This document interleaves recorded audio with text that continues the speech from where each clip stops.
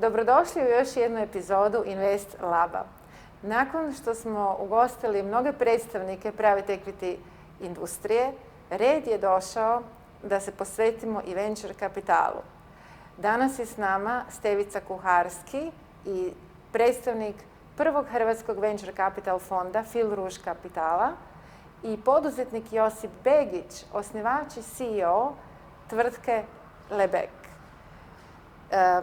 Josipe i Stevica, dobrodošli u još jednu epizodu Invest Laba. Pa evo, prvo bi pitala Stevicu Kuharskog.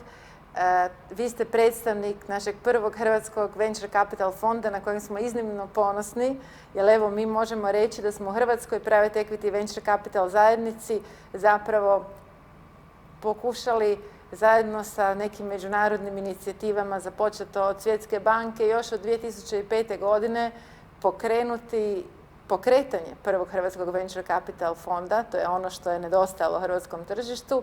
Pa evo, možete li nam ukratko predstaviti vaš fond koji je započeo s radom 2019. godine? Mirna, hvala na pozivu, sretan sam što sam ovdje. Fil Rouge Capital je venture capital fond, odnosno fond rizičnog kapitala koji je potpomognut sredstvima iz ESIF strukturnih fondova Europske unije. Raspolažemo s ukupno 46 milijuna eura koje ulažemo u startupe u ranoj fazi razvoja i onoj kasnijoj, u fazi širenja. Sukladno tome imamo dva odjeljka, odnosno kompartmenta fonda. Jedan je namijenjen baš ranoj fazi, gdje investiramo 50.000 eura unutar akceleratorskog programa. To znači da 2 puta godišnje investiramo u 20 startupa koji trebaju novac za dokaz na tržištu. Pored toga investiramo i u startupe koji su u svojoj scale-up fazi, odnosno u fazi širenja, kada već postoji proizvod na tržištu i kada kreću u širenje i možemo to reći osvajanje svijeta. A to je, jedan od takvih startupa je u stvari i Lebek koji je ovdje s nama. Izvrsno. Možda samo da još pojasnimo našim gledateljima, kad već govorimo o tim iznosima, a vi se bavite investicijama, sve je u novcu, znači u ovaj inkubatorski program ulažete do 50.000 eura, a u koju razinu ulaganja ulažete u ove malo već etabliranije scale-upove koji već su, recimo, i start-upovi i scale-upovi, ali već koji posluju na tržištu? To svakako ovisi o fazi u kojoj se nalazi sam startup, sama struktura tima i samo tržište u kojoj se nalazi. Teoretski radi se o iznosima do 2 milijuna eura po jednoj rundi investicije po startupu. Evo, Josipe, ja bi sad vas pitala, ime firme je impozantno. Inspiraciju ste pronašli u Henri Léon Lebek, koji je jedan od najpoznatijih francuskih matematičara, koji je zapravo i nedavno živio, koji je u potpunosti pojednostavio i transformirao način na koji shvaćamo vrijednost integralnih računa. Još je napravio neke druge bitne pomake. Vi ste i sam matematičar po struci, pa čisto da ukratko predstavite vašu tvrtku. Da, može. Dakle, prvo Mirna, hvala na pozivu također. Dakle, mi razvijamo umjetnu inteligenciju koja se ponaša kao marketing konzultant. Dakle, analizira marketing podatke i daje vam neke korisne savjete kako da skalirate vaš biznis na temelju podataka i na nekih naših izračuna. I ime je došlo od Henri Lebega, kao što ste rekli, koji je redefinirao pojam integrala, poopćio ga i riješio puno problema u matematici. I mi mislimo da isto tako možemo riješiti puno problema u digitalnom marketingu, drugačijim shvaćanjem podataka koje user vidi i analizom tih podataka i zaključcima iz tih podataka. Da, pa evo, ja sam se isto baš nedavno susrela sa Facebook oglašavanjem i broj tih mogućnosti koje možemo izabrati kod takvih stvari je zaista impozantan. Vrlo često zbunjuje bilo kojeg korisnika, pa čak i onog koji je stručnjak. Kako vi rješavate taj problem? Da, pa baš je to stvari, nije to samo ni Facebook, nego onda imate Google i onda razmišljate je li to Facebook, ili Google, ili TikTok, ili Snapchat. Ideja je, dakle, naš software analizira sve te podatke i točno vam kaže šta je idealno za vas, ovisno o tom veličini vaše firme, ko su vaši korisnici, koliko košta vaš proizvod i šta prodajete.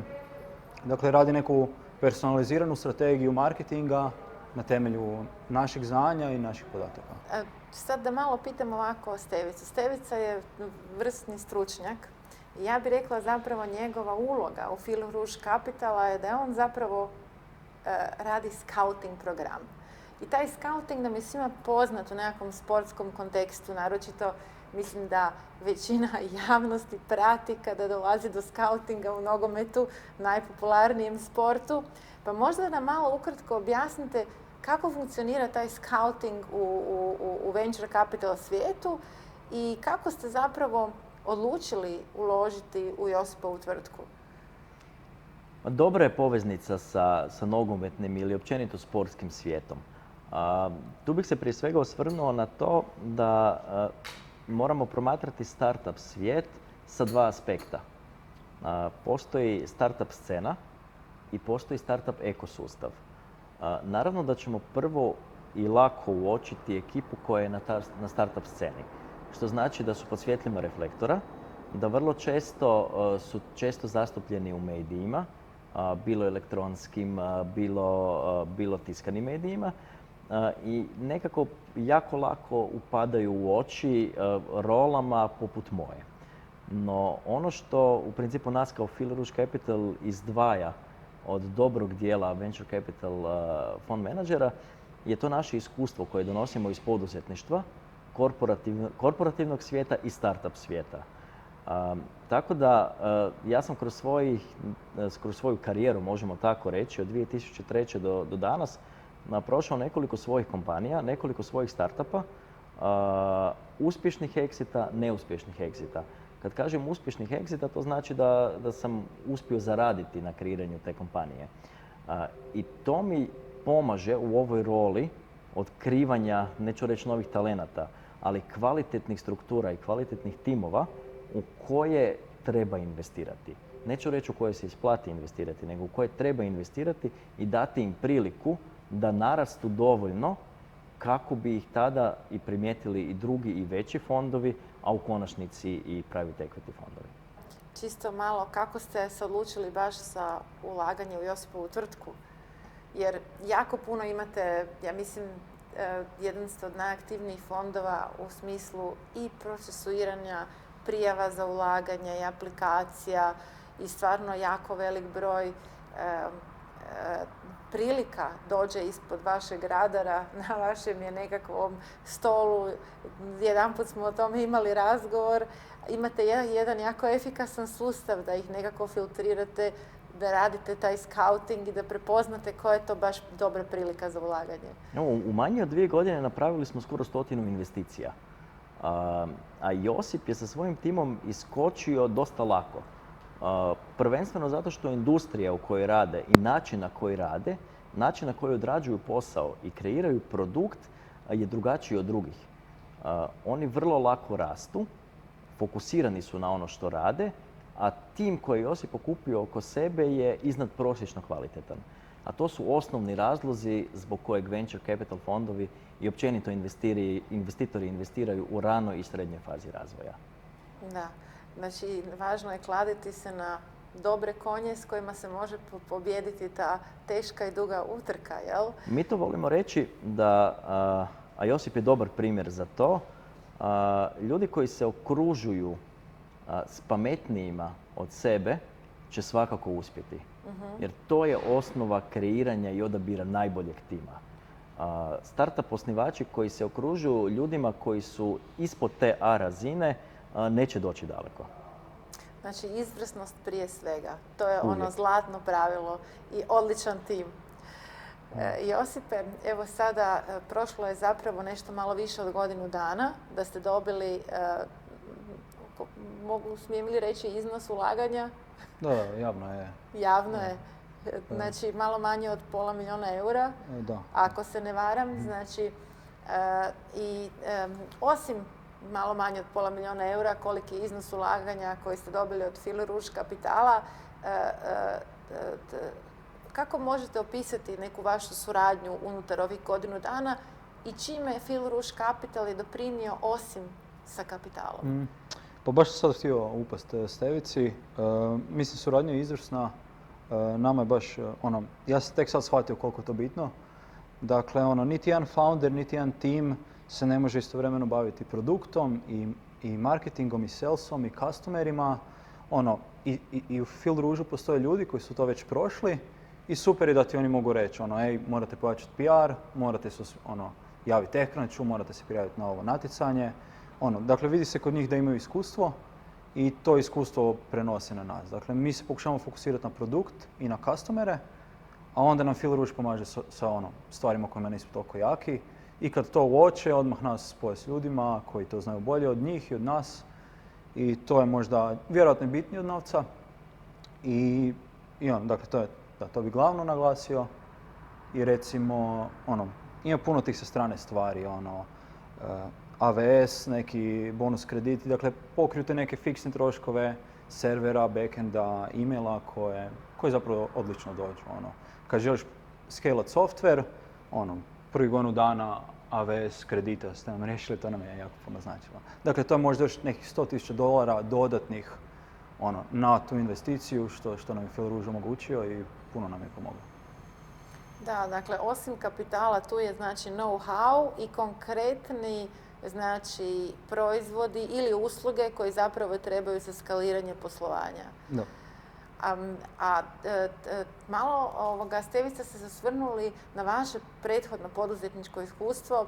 Vi ste zapravo imali prilike krenuti sa vlastitim poduzetničkim i uspješnim, rekli ste sami, neuspješnim pričama i sami ste bili u prilici da budete financirani od strane Launch Huba, akceleratora u Bugarskoj. Imali ste uspješnu priču sa Locodels i bili ste čak izabrani da budete i nekakav scale-up ambasador u Americi, ako se ne varam. Znači, koliko vam zapravo to jedno vaše izuzetno bogato iskustvo pomaže u ovoj, recimo, suradnji koju imate sa Josipom? Znate kako se kaže, pametni uče na tuđim greškama, a malo manje pametni na svojim.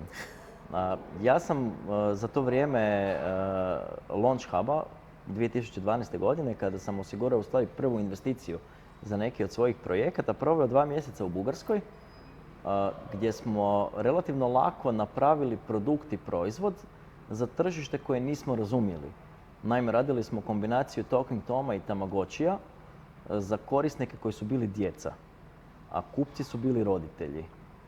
Činjenica je da nitko od nas 4 u timu nije imao djecu.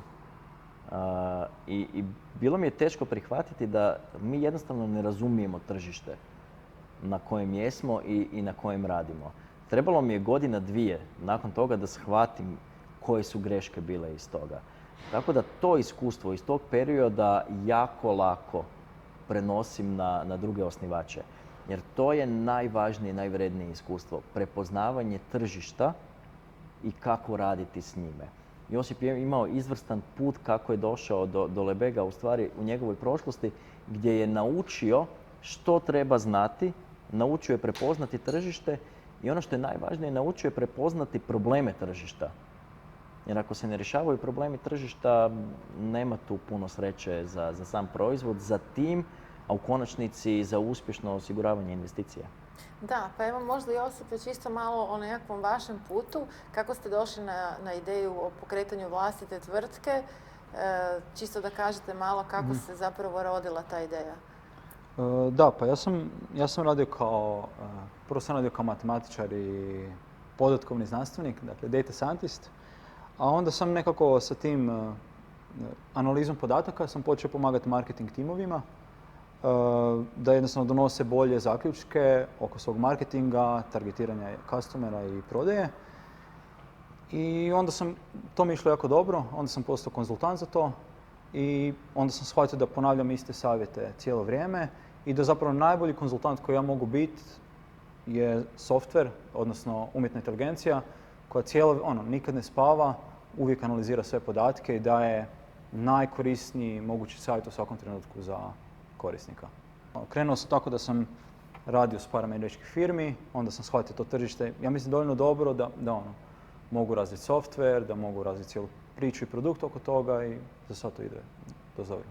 Da, i danas je zapravo vaša tvrtka registrirana sa sjedištem u San Francisku. Pretežito klijenti su iz Amerike, iako vidim da imate i klijente iz Australije, što čini vaš život i relativno vaše radno vrijeme od pacifičkog do australskog, znači nema nikad na 24 sata i vam je vaše radno vrijeme.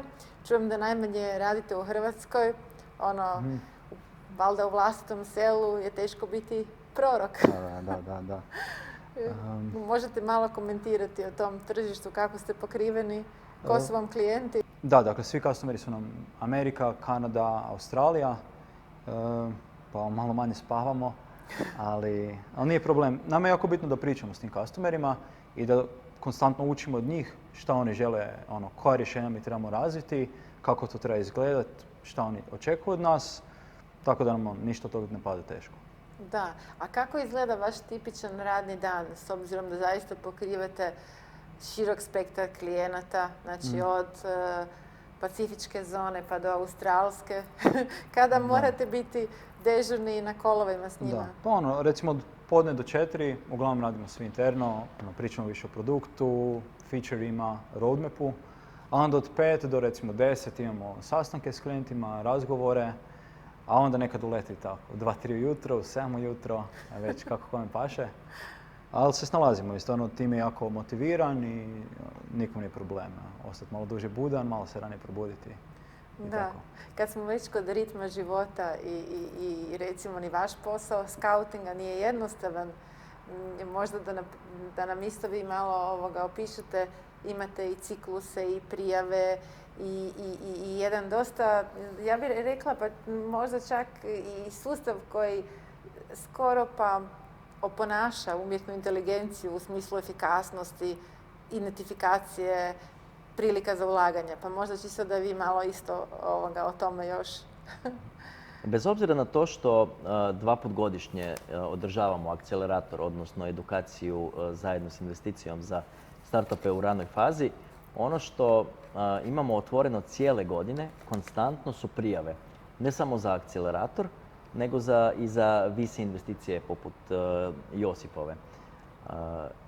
Tijekom tog 6-mjesečnog razdoblja skupljamo prijave na tjednoj bazi, pregledavamo ih i razgovaramo s timovima koji su se prijavili i tada odlučujemo što ćemo s njima.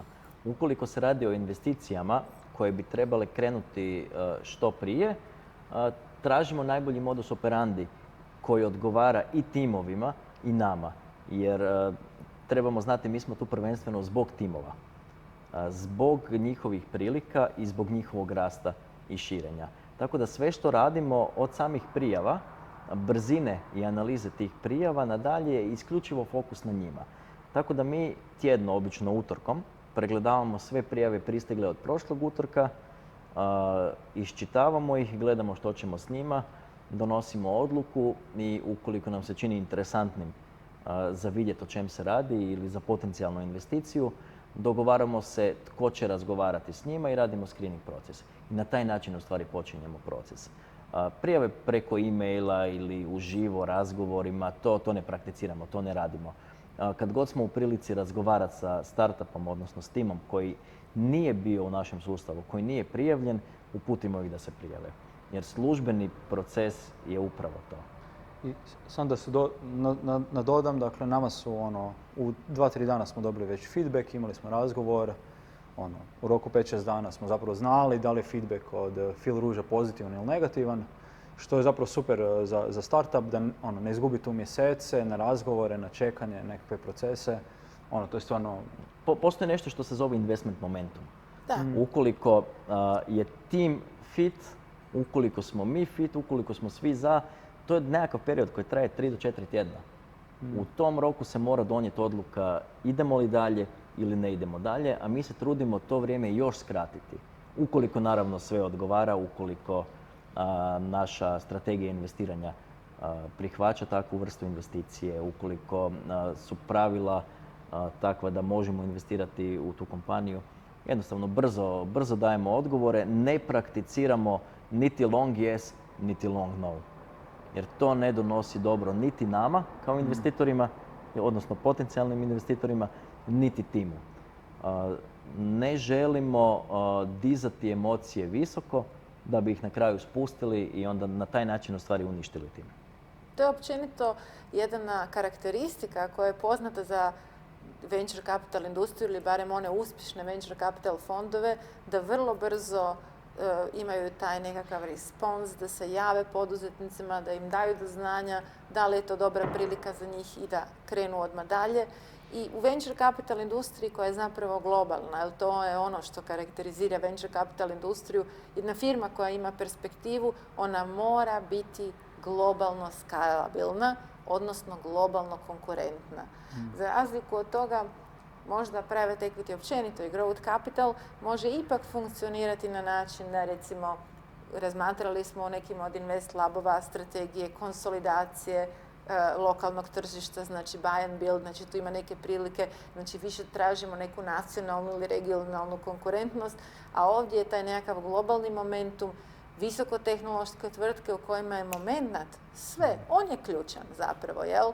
Jer bez tog momenta gubi se mogućnost. 3 mjeseca je već puno. Ako neko treba čekati 3 mjeseca, već tehnologija je otišla daleko naprijed. Samo da se nadovežem na to, ta 3 mjeseca su u stvari ključna. Zato što u prosjeku zbog birokracije i papirologije i cijelog procesa cijela stvar traje od 6 tjedana do 10-12 tjedana. Tako da bilo kakva 2, 3, 4 dodatna tjedna za donošenje odluke produžuju taj cijeli proces na 15-16 tjedana. 4 mjeseca u startup svijetu ili u scale-up svijetu gdje je Josip i Lebeg je užasno puno. 4 mjeseca ili 2 mjeseca čekanja odgovora može značiti ili smrt ili potencijal za rast. Jer ako odgovor tim dobije vrlo brzo, zna da za 2 mjeseca ili najkasnije 3 mjeseca ima novac na računu i da ga može koristiti. Što je jako, jako, jako važno za planiranje. Vi ste zapravo i dobili malo manje od $500 000 eura kapitala prije godinu dana i uvijek postoji neka vizija za budućnost, nekakav smjer, daljnji korak, daljnji razvoj. Koji su sada next steps, neke druge runde financiranja, osvajanja novih tržišta? Kako vidite taj razvoj vaše tvrtke?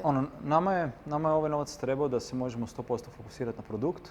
Dakle, da ne ovisimo od 2 ili 3 klijenta koji žele neka specifične feature, pa mi to razvijamo za njih. Dakle, da možemo staviti fokus na produkt i ono što mi mislimo da produkt može biti za 2-3 godine. I sad nam je nekako ideja godinu i pol se fokusirati na produkt i rast customera. I onda bi za recimo godinu i pol dizali novu rundu, tako Series A rundu, nakon koje bi išli scale-at taj software na cijeli svijet, na nekako šire područje, ne samo e-commerce marketing, nego bilo kakav marketing i slično. Ali ključno nam je bilo imati sad godinu i pol mira da možemo jednostavno izvesti sve što želimo i šta nam je u viziji firme.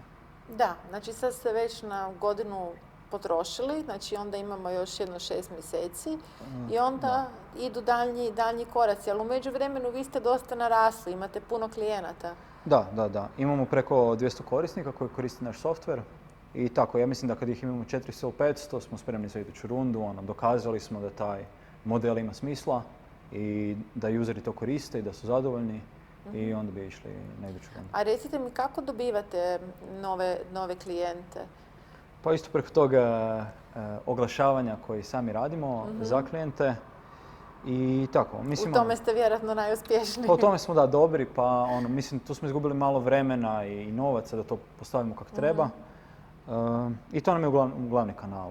Mislim, korona je onemogućila neke live evente i slično, ali to će se vjerojatno uskoro vratiti u normalu. Za sad je uglavnom internet oglašavanje. Da. Digitalno oglašavanje. Da, ali e-commerce je kao baš industrija i kao grana izrazito narasao u koroni. Prema tome, to je sigurno pogodovalo i vašem poslovanju. Da, naravno. Čak mislim da možda nismo bili skroz spremni za to, u smislu da je možda firma godinu dana starija, bi totalno imali taj momentum, mrvicu smo to fulali, ali svejedno smo imali velik rast i u skladu sa nekim očekivanjima Fil Rouge-a. Da. A evo da se možda samo malo osvrnemo na Fil Rouge. Tu smo se dotakli jedne magične brojke. Napravili ste znači u vrlo kratko vrijeme. Mislim da ste počeli biti operativni u travnju 2019. Prve investicije smo počeli raditi u 7. mjesecu 2019. Da, točno. Nekakav javna objava je bila baš u travnju. Znači evo, u nepune 2 godine vašeg postojanja vi ste ostvarili magičnu brojku od 100 investicija, što vas zapravo svrstava u drugi najaktivniji fond u venture capital investicijama u centralnoj i istočnoj Europi. Evo, sama ta brojka je izuzetno impresivna i evo moramo reći da smo mi u Hrvatskoj stvarno impresionirani da imamo jednog investitora koji prepoznaje prilike, nalazi prilike za ulaganja i stvarno se trudi, jer vi do 2023. morate zapravo potrošiti sav prikupljeni izvoz 46 milijuna eura. Pa evo kako, za sada ste na najboljem putu, ali taj put nije uvijek lagan. Naša strategija je od samog početka bila tražiti najbolje timove koji odrađuju izvrsne ideje. Iako smo prisutni u Hrvatskoj, moram priznati da dobar dio startupa dolazi iz cijele Europe. Od Ukrajine do Španjolske. Tako da definitivno smo postali prepoznati i u tom dijelu Europe i kad skrinamo, kad razgovaramo, kad obavljamo prvi razgovor sa startupima i sa timovima, pitamo ih kako su saznali za nas. U zadnje vrijeme dobar dio njih kaže vidjeli smo da ste drugi najaktivniji investitor u istočnoj Europi, pa smo se zato odlučili javiti. Neki kažu googlali smo, što je ok, što znači da naši napori i naše akcije što se oglašavanja tiče online rade, da imaju smisla.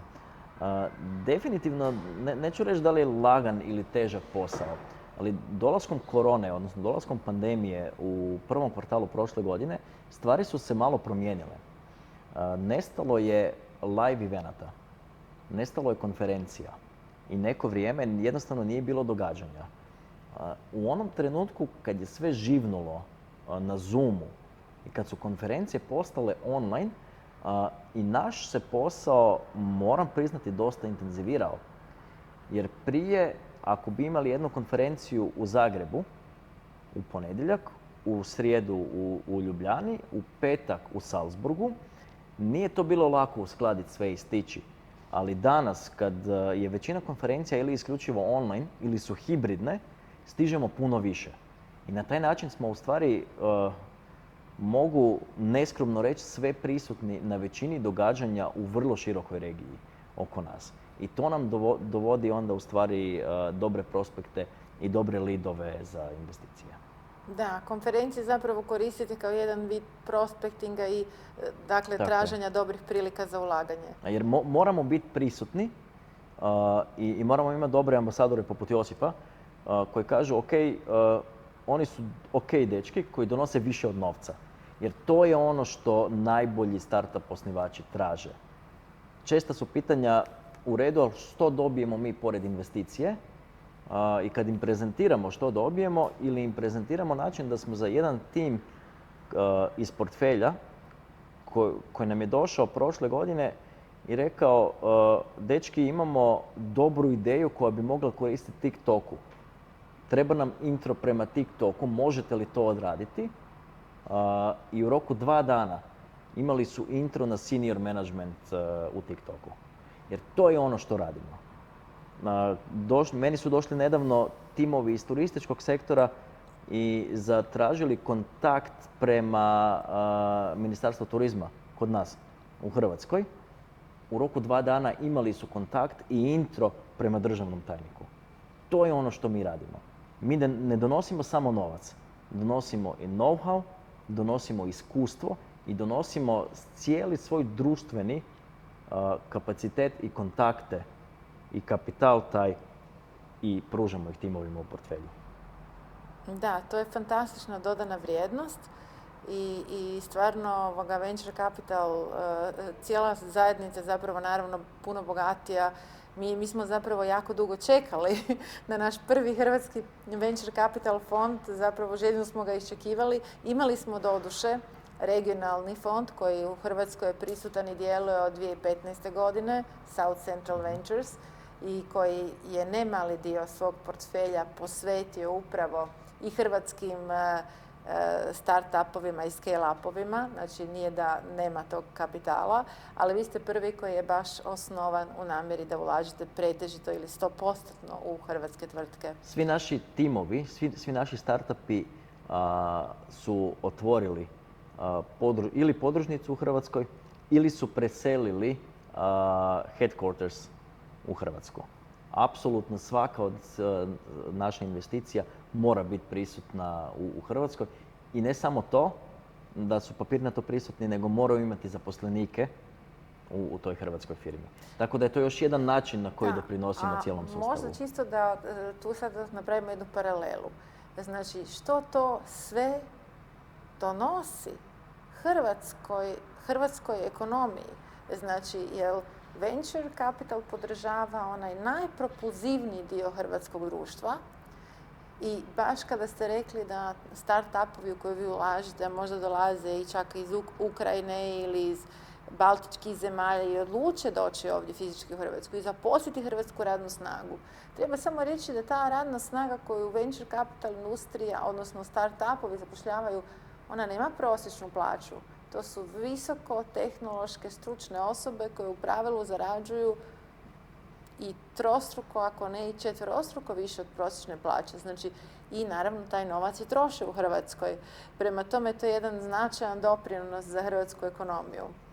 Ali... Nadovezao bih se na to, ne samo to, nego danas kad se približavamo toj brojci od 100 investicija, mi se trudimo povezivati sve kompanije iz našeg portfelja. Zato što mi kao investitori, kao Fil Rouge Capital Team, možemo donijeti određenu dodanu vrijednost svim našim kompanijama. Ali sve te kompanije međusobno si donose dodanu vrijednost. I dosta njih je jednostavno kompatibilno i komplementarno. Tako da međusobno rade i surađuju, poput Lebega i Mireta. Da, pa to je recimo jedan ekosustav gdje se međusobno razumiju, prolaze slične znači i probleme i uspjehe i dijele i sreću i tugu možda. I možda kako, Josipe, vi komentirate taj hrvatski ekosustav start-up scene u kojoj mi sami djelujete? Pa mislim da je dosta dobro, mislim da dosta raste. Pojavom i firma kao Nanobit, Rimac, koji su stvarno super uspješni i napravili su nekakve egzite ili će napraviti.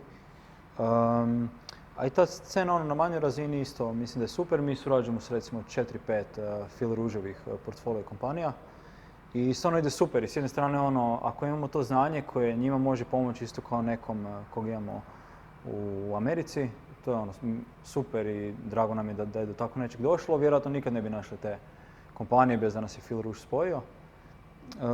S druge strane, jedino možda što je zamjerka ovog nekog ekosustava ovdje je što u široj slici ljudima je još uvijek čudno pokrenuti nešto svoje, krenuti od nula nešto graditi. Svi vjerojatno dobiju feedback od familije i prijatelja onome šta radiš, odi u neku veću firmu do 35. 40. pa onda nešto probaj. I onda ljudi možda te najbolje godine protrate umjesto da jednostavno isprobaju nešto jer nemaju šta izgubiti ko što imaju kasnije. Da, pa evo ja se iskreno osobno divim svakom poduzetniku koji ima kao prvo hrabrosti, riskirati, uložiti jako puno truda, vremena, volje, snage, želje i znamo da taj put do uspjeha nije uvijek da nam cvjetaju ruže. Evo, Stevica možda sam zna i tu ste spomenuli da ponekad nisu sve priče da završe uspješno, neke završe i neuspješno. I vjerujem da ste se vi, da se i susrećete sa nekim problemima koje treba rješavati. Kako ih rješavate? Ja mislim da je ključno fokusirati se na jednu metriku ili biti neko realan oko svoje firme i shvatiti koja je ta jedna ključna stvar koja može biti interesantna Phil Rouge-u ili nekoj VC kompaniji vani. Jedna metrika koja je jako bitna, oko koje će se izgraditi cijela priča i oko koje će se graditi taj traction i produkt. I jednostavno staviti fokus na to i sve ostalo zanemariti ili jednostavno treba prioritizirati stvari. Mi kad smo si jasno prioritizirali, ok, dobili smo investiciju, sad se fokusiramo na produkt i metrike oko produkta, sve se nekako posložilo samo od sebe. Ljudi znaju što trebaju raditi, o čem trebaju razmišljati i onda rezultati budu bolji. A ne znam, Stevice, to ima smisla? Mislim, moj komentar na to je ako ne znaš kamo ideš, uvijek ćeš doći tamo. Ali ako znaš kamo želiš doći, postoji šansa da tamo ne dođeš, ali postoji šansa da i dođeš. I to je poanta. Metrika je najvažnija stvar i to realna metrika. Ne metrika poput Vanity Metrics, Letter of Intents, Memorandums of Understandings, pojavljivanja na YouTube kanalima, pojavljivanja u medijima. To nije metrika. To je tapšanje po ramenima i značke na reveru. Prava metrika, prava i jedina metrika su korisnici, aktivnost korisnika, konverzija korisnika u kupce i u konačnici prihod. I mislim da treba staviti naglasak na jednu od tih metrika, dakle broj paying, odnosno plaćenih korisnika i znati. Ja za godinu i pol sa 300 paying customera mogu doći na iduću razinu kao firma, kao biznis, kao produkt i kao tim i jednostavno staviti 100% fokus na to. Svi u firmi, developeri, dizajneri, sales, customer support, svi moraju samo o tome razmišljati i onda se to počne događati. Da, čuli smo već da imate impozantni tim, vrlo pametne ljude s kojima ste okruženi. Kako dobijete da cijeli tim ide u jednom smjeru i da su svi jako motivirani baš na postizanje tih ciljeva i ostvarivanje tih metrika koje želite postići? Da, imamo dobro rješenje za to smo nedavno naučili. Probali smo koristiti puno tih nekih rješenja kao Jira, Atlassian, Slack i tako dalje. Na kraju smo shvatili da trebamo uzeti jednu bijelu ploču i napisati na njoj svaki dan statusa broj, sa tim ključnim metrikama, dakle broj paying customera, broj koliko smo dobili feedbacka na naš produkt i kad ljudi svaki put uđu u ured i vide tu metriku, počnu na njoj stalno razmišljati i onda riješimo je. Tako da whiteboard je... Znači doslovno od svih tehnoloških rješenja i Slacka i Gira i ne znam možda Mandeja i nekakvih drugih, vi ste se vratili na onaj dobar, klasičan whiteboard. Da. I točno se vidi kad prestanemo pisati na ploču, prestanemo razmišljati o tome. I onda potone metrika. Da, stvarno je tako. Znači zadržati glavu iznad vode i držati se visoko svojih ciljeva, potreba nam je svima whiteboard. Da.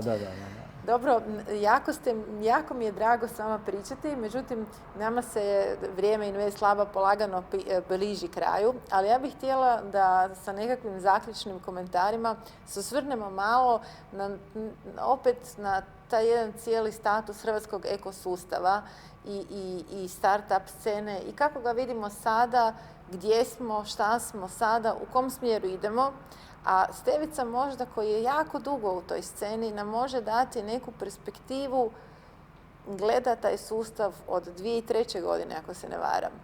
Znači i strašno puno, dakle, taj sustav evoluirao. Ja ga ne gledam čak od 2003. 2003. sam još uvijek živjela u Londonu, ali vidim ga od 2005. i vidim da smo zapravo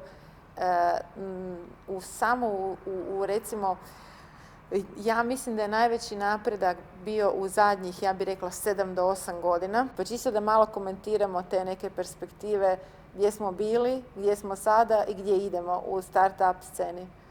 Ja sam taman prije nekoliko mjeseci počeo raditi introspektivu i retrospektivu svog poslovnog života od 2000. na ovamo i došao sam do sljedećeg zaključka. Podijelio sam to po dekadama. Od 2000. do 2010. tehnologija je bila potpora biznisu. Tehnologija je pomagala klasičnom biznisu da brže raste, brže dolazi do rezultata i analizira te rezultate. Od 2010. do 2020. tehnologija je postala biznis sam po sebi. I to je doba kada stasaju naše najveće IT kompanije. Ili kada kreću u streloviti rast, poput Infobipa. Od 2020. do 2030. je vrijeme investicija. Kada osnivači startupa, osnivači klasičnih tehnoloških kompanija trebaju shvatiti da se rast i razvoj može financirati eksternim kapitalom, a ne samo bootstrapati i od onoga što se zarađuje kroz firmu. I to je cilj, da u 2030. godini, kada dolaze novi poduzetnici, novi startup osnivači, da znaju da mogu doći po investiciju u roku 3-4 mjeseca, da dokažu da njihova ideja radi ili ne radi. Da se ne moraju mučiti 4 ili 5 godina pa da shvate da to nije baš to. Nekoliko bi stvari tu ja čisto malo se osvrnula na njih. Znači, spomenuli ste bootstrapping, znači mi koji jesmo u industriji, mi dobro znamo šta to znači, ali možda ne bi bilo loše da to definiramo. A druga stvar, koliko jedan startup koji je zaista dobar i isplati se uložiti u njega, jer koliko god ste dobri, uspješni, ulažete u 100 startupova, ipak ne možete zadovoljiti potrebe svih koji to žele. Koliko je kapital hrvatskim startupovima dostupan? Pa prvo, bootstrapping je način zarade novaca čisto na tržištu. Kada sa malim timom dolazimo do što većeg broja kvalitetnih kupaca koji će nam plaćati za naše proizvode ili usluge. I financiranje rasta i razvoja produkta dalje se radi upravo od tog novca. A što se tiče potreba tržišta, u Hrvatskoj postoji nekoliko desetaka inkubatora, vrlo ranih inkubatora, koji uče startup osnivače kako raditi posao, kako prepoznati skalabilan posao i kako u stvari krenuti od toga. Ne treba svakoj ideji kapital da bi se krenulo. Ja bih čak rekao da ekipa koja treba kapital da bi krenula, sjedne i razmisli malo. Radi nešto drugo 6 mjeseci. Ako su 3 osnivača, za 6 mjeseci se može zaraditi i uštediti na 3 ljudi 30-40 tisuća kuna, uložiti to u posao pa vidjeti što ići dalje. Svaki početak je težak, ali niti jedan početak nije nemoguć. Imamo izvrstan primjer iz Bazara, to je e-commerce u Hrvatskoj, gdje kad su krenuli Tana i Viktor, Viktor nije znao programirati, ali Viktor je shvatio da će teško moći platiti programere i u svojim ranim ili srednjim 20. godinama je odlučio naučiti programirati kako bi složio prvu verziju sustava s kojom su oni krenuli na tržište. I danas ostvaruju zavidne rezultate. Mislim da im je zadnji prihod za 2020. bio u rangu 40 milijuna kuna ili 50 milijuna kuna. Tako da ništa ne stoji na putu osnivačima koji žele raditi i koji žele uspjeti. Nije sve u kapitalu, nije sve u novcu. Da, izvrsno, evo baš mi je drago da ste spomenuli Bazar. Posebno mi je drago da je Tana Zimmerman žena osnivačica, jer evo, budući da sam i sama žena, želim promovirati i žensko poduzetništvo, ženske founderice, pa sam je evo pozvala u goste. Ona će doći tjedan dana nakon što ste vi ovdje. Tako da će mi biti jako drago čuti točno kako je sve krenulo i iz njenih riječi. Ali evo, bliži se kraj našem ovoj emisiji, pa ja bih samo htjela pitati kako vi ocjenjujete, radite i sa dosta startupova iz Fil Rouge portfelja. Kako se vama čini ta neka hrvatska startup scena, ekosustav? Ima li dovoljno kapitala za sve poduzetnike koji to žele dobiti? Ja mislim da ima. Mislim, Stevica vjerojatno zna bolje. Meni se čak čini da možda fali još ideja, još timova koji su nešto spremni napraviti. Mislim, ja znam stvarno puno ljudi koji mislim da bi trebali probati nešto napraviti svoje, pokrenuti neki produkt, imaju puno ideja, ali nekako nemaju neke potrebe trgnut se. Tako da ja mislim da je to super. Da kapitala za sad ima dosta, čisto zato jer nema toliko timova, ali Stevica, ne znam, ispravi me ako sam u krivu. Da, meni se ovo za sad čini super. Pogotovo ovo što vi kažete zadnjih 4-5 godina, rast. Stvarno možeš čuti od super ljudi, super savjete. i vidiš da se nešto događa. Da, ono što je jako dobro da je taj rast eksponencijalan i evo meni se sviđa nekakva obzervacija da period od 2020. do 2030. to je znači period ulaganja u ovom startup i scale-up sceni, prvenstveno venture capital ulaganja, čisto za naše gledatelje. Venture capital je širok pojam i obuhvaća zapravo sve od onog što zovemo sjemenska faza ili early seed, pa možemo unutra staviti pod nekom krinkom stvarno late stage venture ili pre-IPO gdje nam dolazi i naš prvi jednorog Infobip. Znači to je širok raspon prilika ulaganja i mislim da moramo biti jako sretni jer evo u Hrvatskoj COVID kao da nam je dao vjetar u leđa i nikad bolje nam ova venture capital priča nije išla. Evo s tim ja bi sada završila ovaj naš Invest Lab podcast i hvala vam puno na dolasku. Bili ste izvrsni, hvala i samo tako naprijed dalje. Razvijete uspješno našu venture capital scenu. Hvala Mirjana na pozivu. Hvala.